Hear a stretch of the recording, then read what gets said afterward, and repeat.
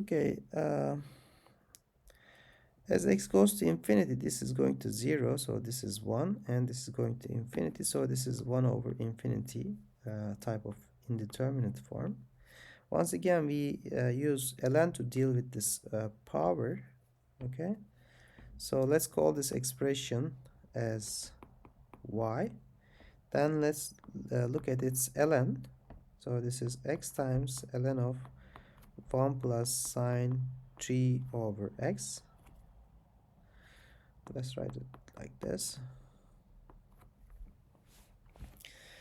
Okay, now let's look at the limit of this ln function, ln of y. So it is the limit of this expression, x times ln 1 plus sine 3 over x.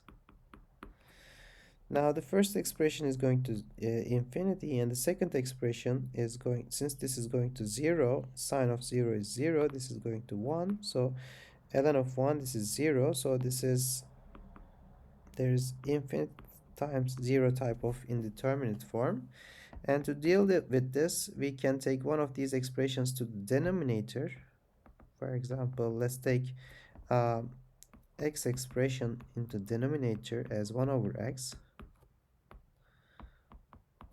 Okay, now as x goes to infinity, the derivative of the numerator is 1 over 1 plus sine 3 over x times the derivative of inside, which is cosine 3 over x times minus 1 over x squared. So this is the derivative of the numerator divided by the derivative of denominator is minus 1 over x squared. So these two terms cancel each other.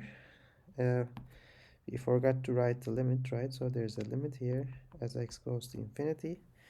So if we take the limit as x goes to infinity, this is 1 over 1 plus sine of 0, which is 0, times cosine of 0, which is 1. So this becomes 1, right?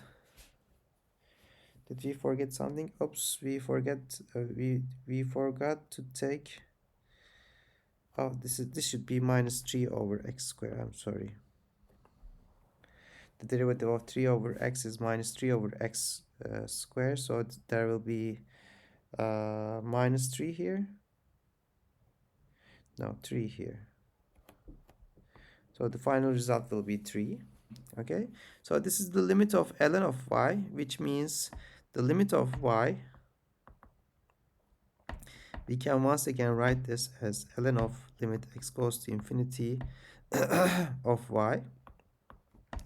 So this is 3, which means limit of x goes to infinity of y should be e cube.